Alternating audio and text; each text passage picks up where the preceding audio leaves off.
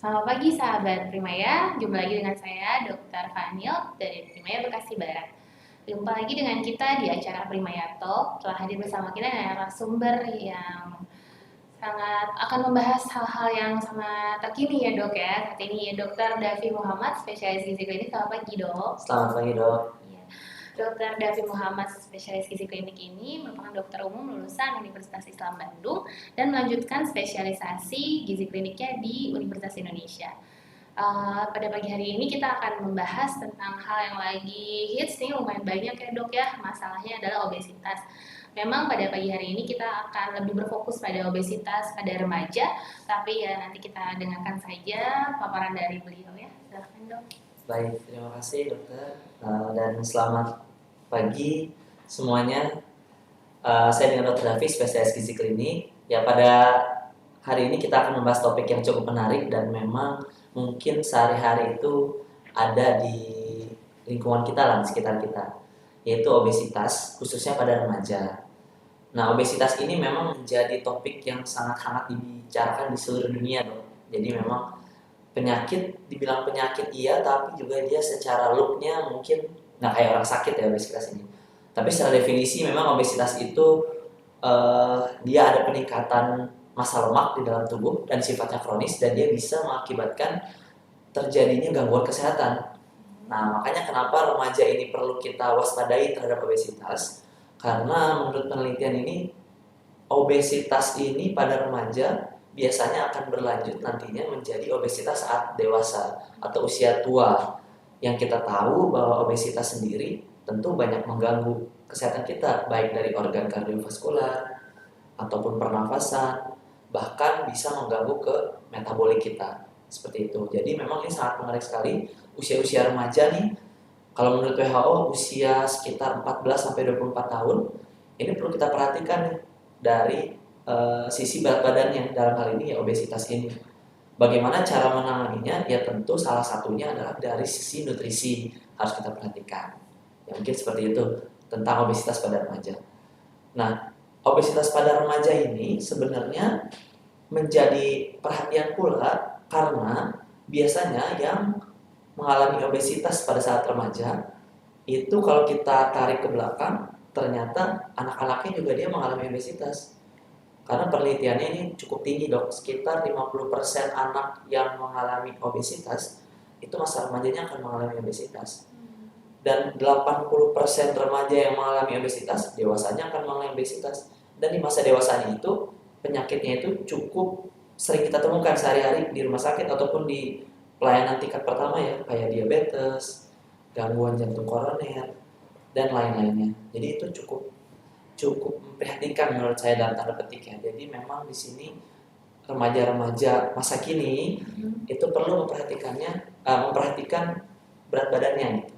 Jangan sampai masuk ke kategori obesitas. Mungkin seperti itu pengantar dok. Apalagi dengan era zaman sekarang yang makin mudah membeli makanan-makanan instan itu ya dok ya, Betul. terpapar oleh ojek online ya. Betul sekali. Jadi tidak perlu capek-capek, cukup di tempat tidur saja Betul. atau di kursi dan meja mereka, tapi langsung nih. Jadi memang kita makin bergesernya tuh ke sedentary life-nya itu ya dok ya. Betul.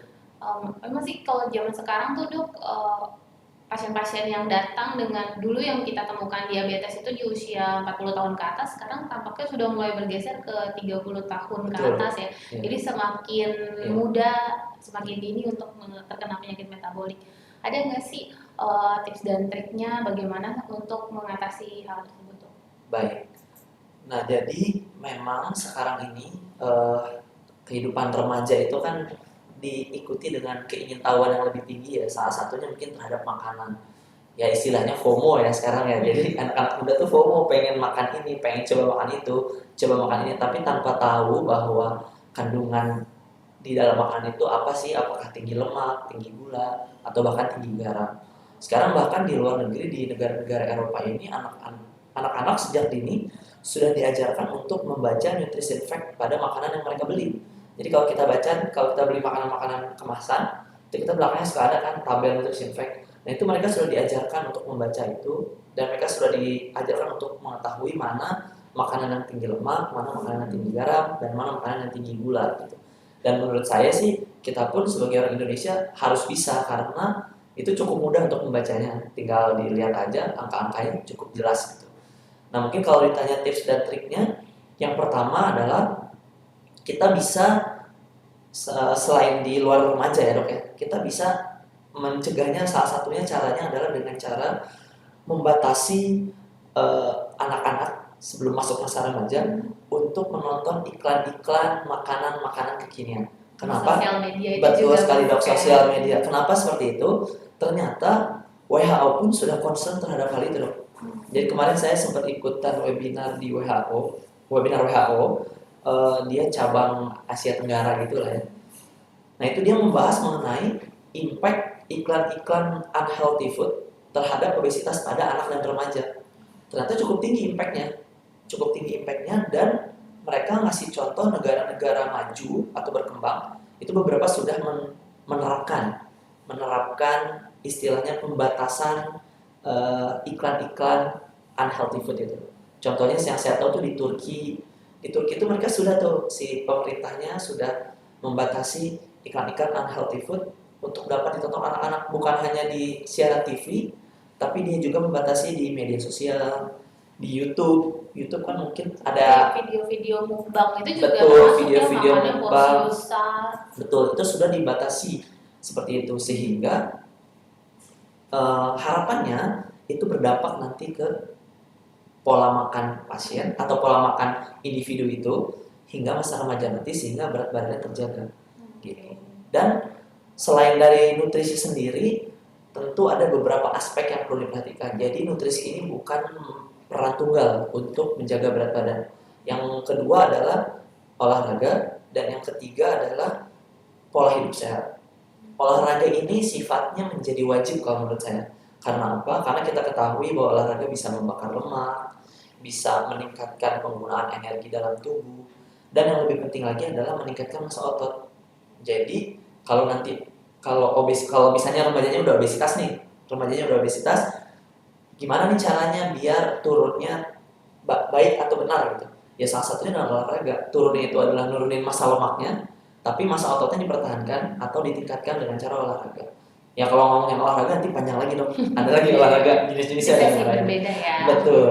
Tapi yang ketiga yang nggak kalah penting adalah pola hidup sehat. Pola hidup sehat ini adalah yang pertama, jangan begadang dan bangun pagi. Dan yang paling penting lagi pola hidup sehat adalah tidak melewatkan sarapan. Intermittent fasting tuh gini. Nah, itu gimana? jadi nyambung ke sana. Iya, Sebelum intermittent fasting, jadi mengenai sarapan itu nggak boleh di skip. Itu udah ada banyak penelitian. Jadi dikatakan kalau misalnya kita skip makanan, ternyata itu berhubungan dengan peningkatan risiko terjadinya obesitas atau overweight.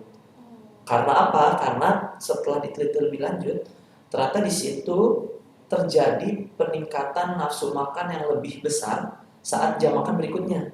Jadi misalnya pagi-pagi skip nih, nah pas siang makannya jadi nafsu makannya lebih besar, jadi porsinya lebih banyak. Dianggap membalas yang tidak Betul ya, dalam tanda petik balas dendam gitu ya. Nah, kenapa sih balas dendam itu jadi resiko obesitas? Ternyata saat makan porsi banyak itu akan mengakibatkan peningkatan gula darah yang cepat. Peningkatan gula darah yang cepat itu akan membuat tubuh kita berespon bahwa ini gula darahnya harus cepat diturunin nih. Kita simpan aja dulu gula darahnya. Jadi banyak yang disimpan dalam bentuk lemak, jadi penimbunan lemak di dalam tubuh. Nah, sehingga itu menjadi hal yang perlu diperhatikan. Jangan sampai kita skip makan pagi atau sarapan. Terus pasti nanti nanya lagi, sarapannya emang kayak gimana dok? Misalnya cuma nasi doang satu suap atau roti doang satu lembar gitu kan? Ternyata enggak. Ternyata itu dibahas lagi bahwa sarapannya itu harus dalam komposisi yang lengkap.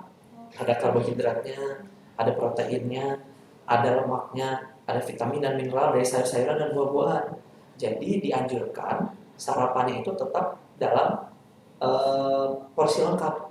Ya kalau kita ambil kebiasaan orang Indonesia, ya kalau misalnya biasa sarapan dengan nasi, ada sayur, ada ayam, ada tahu mungkin diselingin dengan buah-buahan, itu nggak apa-apa. Silakan aja sarapan dengan model seperti itu. Hanya yang jadi catatan adalah mungkin nanti porsinya yang kita atur. Porsinya yang kita atur, apakah porsi sayurnya lebih banyak, porsi lauknya lebih banyak. Seperti itu mungkin.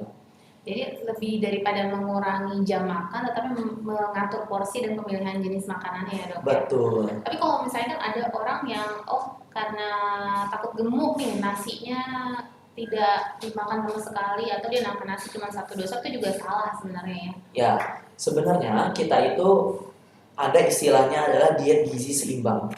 Jadi pemerintah kita juga sudah mencanangkan itu diet gizi seimbang. Jadi di dalam diet gizi seimbang itu sebenarnya porsinya itu nggak dikit-dikit banget, hanya semuanya seimbang. Kalau dokter mungkin pernah lihat apa tuh namanya isi piringku, Kemenkes itu kan dia ada bagi tuh seperempatnya isinya nasi, 3/4-nya isinya sayur dan buah, dan sisanya lauk-laukan baik hewani atau nabati. Nah itu menunjukkan bahwa sebenarnya diet yang sehat itu apalagi untuk mencegah obesitas sebenarnya bukan masalah nasi atau bukan nasi, tapi porsinya sesuai atau tidak gitu. Ya sekarang kita lihat orang luar negeri mungkin nggak makan nasi tapi dia karbonya mungkin pakai roti, kentang, sebenarnya sama aja gitu. Tapi yang jadi permasalahan adalah porsinya ini loh. Biasanya kan kalau yang dianjurkan itu bahasa gampangnya nasi pakai lauk jadi lebih banyak. Nah kita tuh banyaknya yang obesitas itu nasinya yang segunung. Iya, nasinya yang segunung gitu. Nambah lagi. Iya, lauknya bisa dipetin tuh di dalam nasinya gitu. Iya, kalau itu sih sepertinya kultur Indonesia ya dok ya, Betul. bahwa nasi itu karbohidratnya banyak. Kadang makan mie pakai nasi, Nah, ya kan? Makan bihun jadi lauk, ya Ya, kan? Kayak di betul. nasi uduk tuh jadi lauk tuh Ya. mie sama bihun. Ya. Belum lagi kalau ini dok, kalau anak-anak jam sekarang kan juga selain itu udah makannya berkalori tinggi, minumnya juga berkalori tinggi. Betul, ya dok ya. iya. Minuman boba, manis-manis ya, minuman kemasan zaman sekarang iya. yang rasa-rasa. Nah itu kan menjadi sumber awal terjadinya obesitas atau berat badan lebih gitu. Apalagi remaja kan dia makan pengen apa aja nyobain, diajak temennya nongkrong ini kopi-kopi kekinian. Iya, kalau nggak tahu kayaknya ketinggalan zaman. Betul, kalau nggak tahu iya ketinggalan zaman benar. Iya dok. Terus sama kultur Indonesia juga nggak sih dok? Gimana kalau misalnya anak-anak kecil itu kan kalau misalnya ketemu nenek-nenek atau kakeknya, aduh anak kamu kurus nggak dikasih makan ya, gitu juga nggak sih menjadi masalah?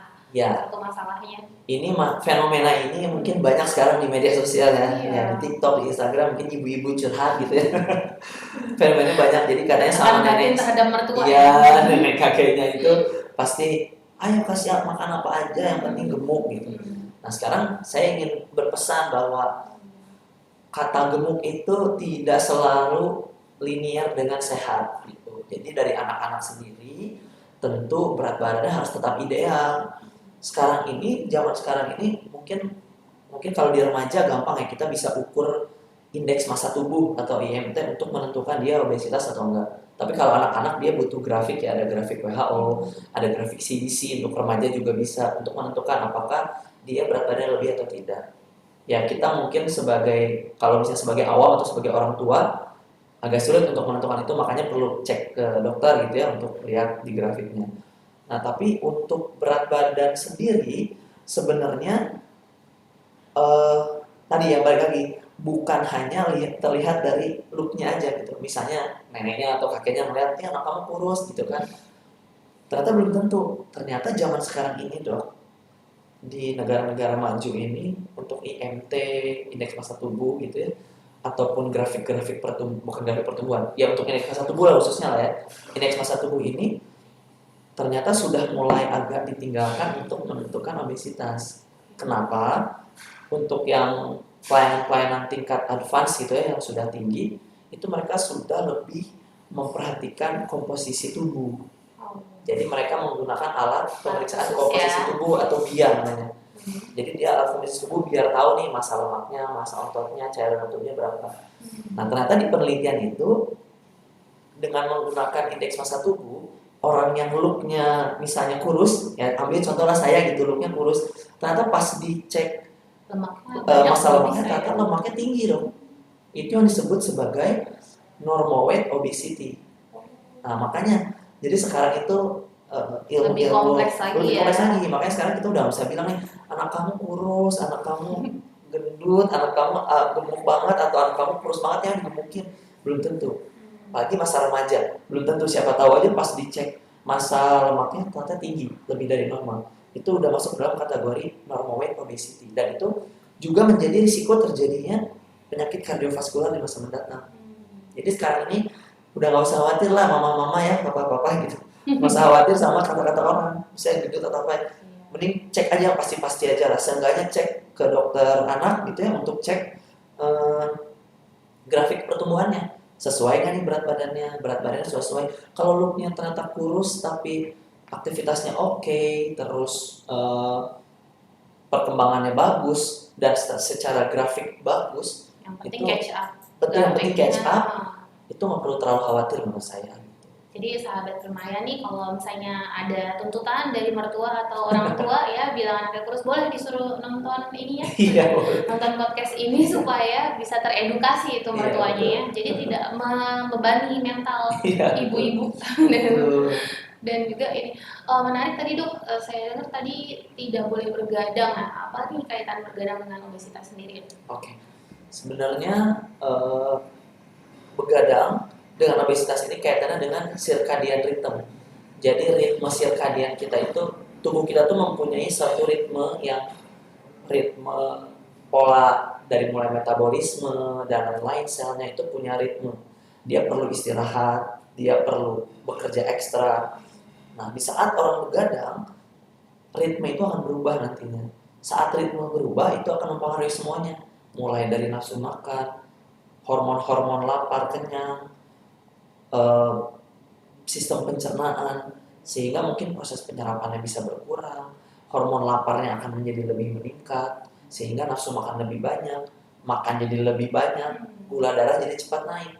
Gula darah cepat naik itu mungkin kalau usia remaja bisa diatasi kalau kondisi tubuhnya sehat, dengan tubuhnya sendiri akan cepat diturunkan lagi gula darahnya. Karena metabolisme juga masih Karena lebih metabolisme lebih baik. bagus, tapi yang menjadi kekhawatiran adalah saat gula darah itu cepat diturunkan, sebagian besar gula darahnya nggak akan dipakai untuk energi, dipakai untuk cadangan, lemak, betul, itu yang menjadi bahaya. Dan juga yang dikhawatirkan pola hidup seperti itu terbawa hingga nanti dewasa ya. Betul. Ya itu sih memang agak mengkhawatirkan karena zaman sekarang kan banyak game online. Ya. Karena COVID juga yang memang terbiasa di rumah, sehingga mereka terbiasa bermain dengan temannya juga melalui game-game online, terjadi komunikasinya lebih banyak duduk dan bermain komputer juga tuh dok, itu juga merupakan fenomena yang ya memang sekarang berarti polanya yang memang mesti dirubah lagi, dikembalikan ke pola hidup aktif ya. Ya karena itu balik lagi dok ke, kalau untuk ke nutrisi ya, itu balik lagi ke jam makan yang teratur. Jadi jam makan itu perlu teratur karena tubuh kita juga butuh proses kan untuk memetabolisme makanan kita. Dengan jam makan teratur, tubuh kita juga punya waktu nih untuk memilih jenis-jenis zat-zat makanan yang mau disimpan, yang mau dimakan sebagai energi, sehingga metabolisme kita bagus gitu. Jadi lebih baik porsi kecil untuk memberi jeda kepada tubuh itu ya. Tadi soal yang alat dia itu dok, yang untuk mengukur indeks komposisi tubuh untuk mengetahui komposisi lemak, otot, alat itu sendiri ada nggak tuh dok di Permaya? Nah untuk di Permaya sendiri udah ada alatnya. Itu jadi kita bisa memeriksakan komposisi tubuh tersebut bukan hanya saat untuk menurunkan berat badan saja, tapi kalau misalnya kurang berat badannya, harus naik berat badannya, itu pun bisa digunakan untuk memeriksakan komposisi tubuh itu. Jadi kita bisa lebih presisi, lebih akurat untuk menentukan nih kira-kira yang perlu kita turunkan ini massa lemaknya atau kita naikkan massa ototnya, seperti itu. Untuk mencapai komposisi tubuh yang optimal ya, Betul. Jadi tidak kurang, tidak lebih. Betul. Ya mungkin nanti bisa konsultasi lebih lanjut dengan dokter Davi ya dok ya. Dokter Davi bisa praktek di Permaya tiap hari Senin sampai Kamis dan hari Sabtu. Jangan lupa ya ibu-ibu. Terus kalau misalnya nih ibu-ibu sahabat Permaya ini udah mempunyai anak-anak atau remaja yang obesitas, bisa diapakan nih dok caranya untuk mengatasinya? Ya, yang pertama kalau misalnya tadi kan kita bahas mengenai pencegahan lah ya sedikit. Jadi kalau misalkan sudah terjadi obesitas pada remaja atau anak kita gitu yang sudah remaja, yaitu ada pilar yang perlu kita lakukan. Yang pertama adalah atur pola makannya, yang kedua berolahraga, dan yang ketiga tadi pola hidup sehat. Nah, bila memang ketiganya ini sulit untuk dilakukan, untuk nutrisi pertama. Nutrisi ini sebenarnya paling mudah lah sebenarnya untuk dilakukan kita sendiri ya. Dalam artian yang pertama adalah kita itu yang paling mudah adalah jangan skip sarapan dan porsinya diatur. Porsinya diatur, komposisinya harus lengkap mulai dari karbohidrat, protein, lemak, sayur, buah dan lain-lainnya.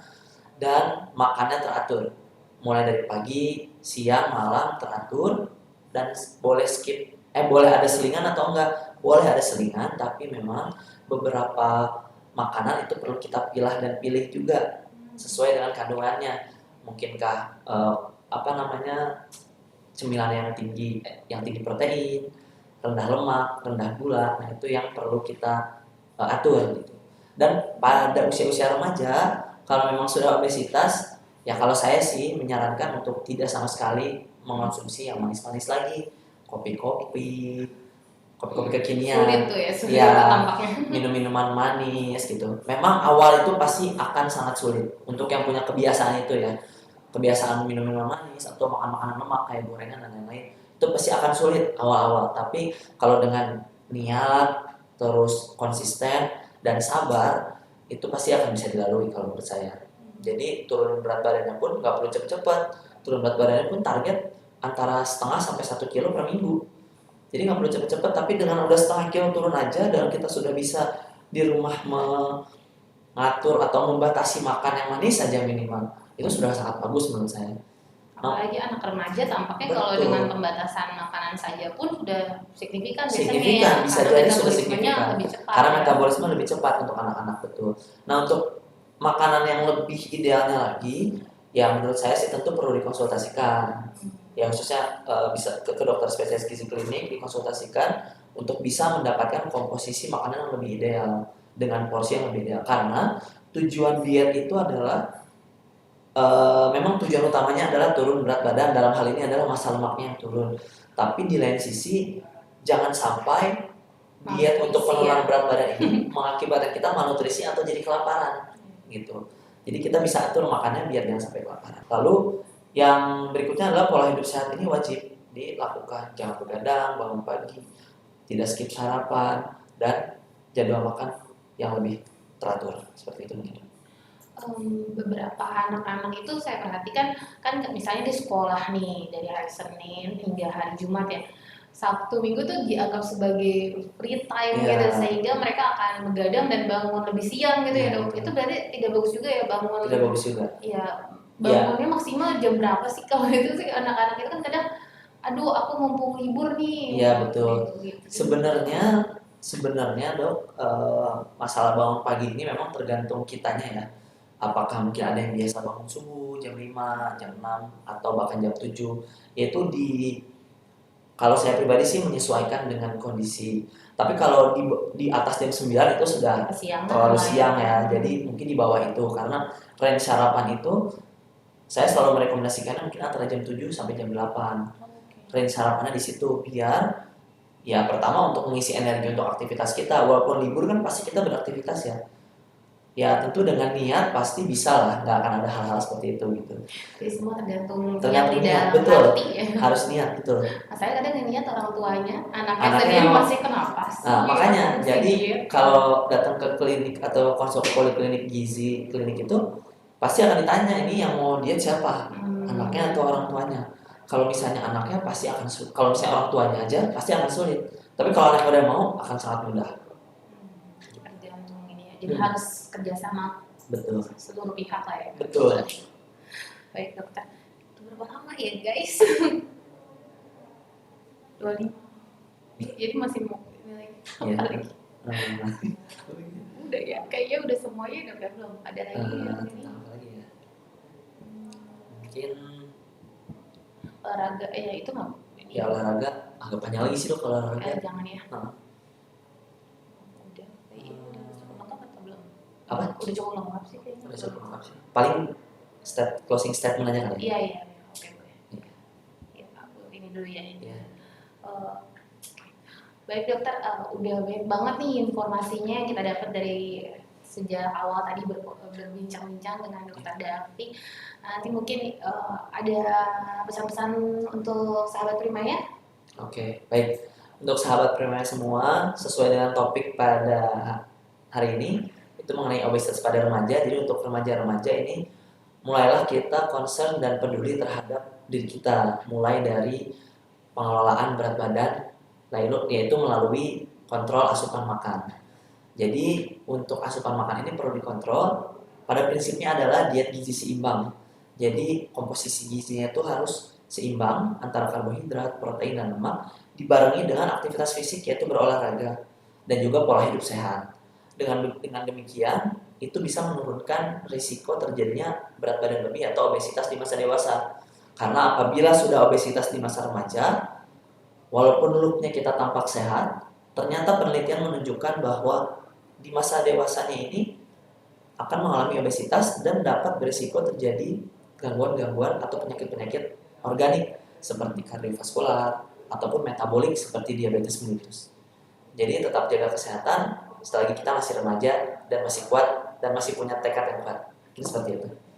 Terima kasih Dokter Davi. Iya. Ya, sahabat Pri, jangan lupa bila ada yang mengalami masalah di soal berat badan ya dok, bukan hanya obesitas saja, tapi juga mungkin berat badan kurang atau gangguan metabolik lainnya juga bisa berkonsultasi dengan Dokter Davi Muhammad di Primaya Bekasi Barat. Terima kasih untuk segala perhatiannya. Sampai jumpa lagi di Primaya Talk berikutnya.